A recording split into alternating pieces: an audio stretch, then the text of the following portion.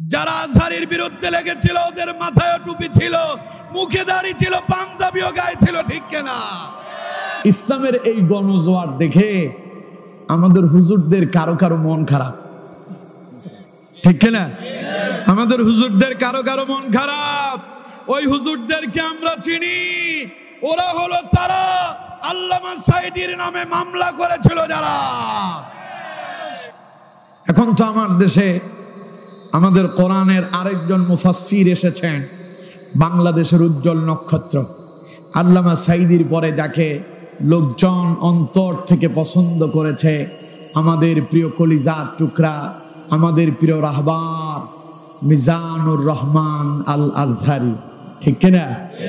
আপনাদের এই কক্সবাজারের পেকুয়াতে আসছিল, কেউ কেউ ধারণা করতেছে 15 লক্ষ মানুষ হয়েছে, ঠিক কিনা? আমি বলি 10 লক্ষ হোক না, আর 10 লাখ বাদ দেন, 5 লাখ ধরেন, 5 বাদ দেন, অর্ধেক ধরেন, 2.5 লক্ষ। এখানে যা হয়েছে গত পরশুদিন যশোরে এর চাইতে আরো বেশি হয়েছে। কেউ কেউ ধারণা করতেছে ওইখানে নাকি 25 লক্ষ হয়েছে। এখন এটা কোরআনের জোয়ার, এটা কিসের জোয়ার? এটা ইসলামের জোয়ার চলছে।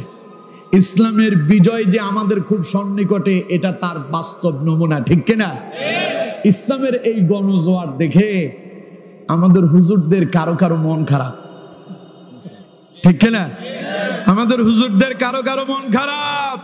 ওই হুজুরদেরকে আমরা চিনি, ওরা হলো তারা আল্লামা সাঈদীর নামে মামলা করেছিল যারা। আপনাদের চট্টগ্রামের নজিবুল বশর মাইজ ভান্ডার, এটা বদমাইশ কে? এই ভণ্ড আল্লামা সাঈদীর বিরুদ্ধে মিথ্যা মামলা করেছিল, ঠিক কিনা? জোরে বলেন, ঠিক কিনা? ওদের অনুসারীরা, ওই ভণ্ডরা মাথা খারাপ হয়ে গেছে, কয় আজহারি নাকি ভাড়া দিয়া মানুষ কিনে আনে মাহফিলে। নাউজুবিল্লাহ কইলেন না? পাগল এখন গাছে গাছে ধরতেছে। তার মানে আজহারির মাহফিলে যদি লক্ষ লক্ষ মানুষ আসে, আমাদের হুজুরদের তোর খুশি হওয়ার কথা। ওইখানে কি গান বাজনা হবে? কথা কয় না, গান বাজনা হবে? ওইখানে কি সিনেমা হয়? ওইখানে কি অশ্লীল কর্মকাণ্ড হয়? ওইখানে কথা হয় কিসের? ওইখানে কথা হয় কিসের?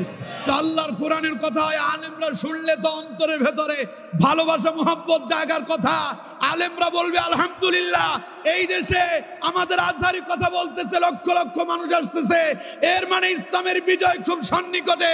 কিন্তু আলেমদের কলিজা আগুন লাগছে, তার মানে বোঝা যায় 16 বছর যারা ওই জালেমদের পা চেটেছিল, এখন তারা ইসলামের গণজোয়ার দেখে আজহারির বিরুদ্ধে লেগেছে, ঠিক কিনা? আলহামদুলিল্লাহ, আজহারি আমাদের জন্য গর্বের, ঠিক কিনা?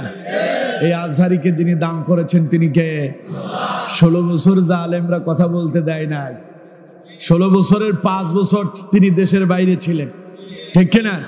5 বছর তাকে দেশে আসতে দেওয়া হয় নাই। তাকে এমন কথা বলা হয়েছিল, হয় দেশ ছাড়েন, না হলে মৃত্যুর জন্য প্রস্তুতি নেন। এজন্য তিনি যেতে বাধ্য হয়েছিলেন। যারা বাধ্য করেছিল, ওদেরকে যারা উস্কি দিয়েছিল, যারা আজহারির বিরুদ্ধে লেগেছিল, ওদের মাথায় টুপি ছিল, মুখে দাড়ি ছিল, পাঞ্জাবিও গায়ে ছিল, ঠিক কিনা? আমরা ওদেরকে চিনি। ওরা হলো তারা স্বৈরাচার পালানোর পরে বাইতুল মুকাররমের খতিব পালিয়েছিল যারা। স্বৈরাচার পালাইছে, খতিব পালাবে কেন? পালালো স্বৈরাচার, সাথে সাথে কিছু হুজুরও পালায় গেছে, ঠিক কিনা? আমাদের ফেনীর ভাষা কয়, যেই দরের মাইরা হে দরের হুড়ি। হুড়ি তো বুঝেন, শুটকি আর কি, মানে সব এক হয়ে গেছে। হুজুরা এখন আওয়ামী লীগ হয়ে গেছে, আওয়ামী লীগ, লিগে লিগে সংঘর্ষ, ঠিক কিনা? কথা কয় না, ঠিক কিনা? এখন তাদের মন খারাপ। আজহারির মাহফিলে হাজার হাজার মানুষ হয়, লক্ষ লক্ষ মানুষ হয়। মন খারাপ করে লাভ নাই। তোমাদের মন আগেও খারাপ ছিল, তোমরা ইসলামের বিজয় বাধা দিয়েছিলে, তোমরাই তারা ওই মুনাফিক আব্দুল্লাহ ইবনে উবাইয়ের উত্তরসূরি তোমরা। আব্দুল্লাহ ইবনে উবাই ইসলামের বাধা দিয়েছিল, ইসলামের বিজয় ঠেকাতে পারে নাই, তোমরাও বাধা দিচ্ছ, বিজয় ঠেকাতে পারবে না। আগামীর বিজয় কোরআনেরই হবে, ঠিক কিনা? আগামীর বিজয় ইসলামেরই হবে, ঠিক কিনা? আগামীর বিজয় হবে আল কোরআনের বিজয় ইনশাআল্লাহ। বলেন ইনশাআল্লাহ। বলছিলাম মন খারাপ হয়ে যায় কোরআনের মাহফিল দেখলে, মন খারাপ করে লাভ নাই, কাম হবে না।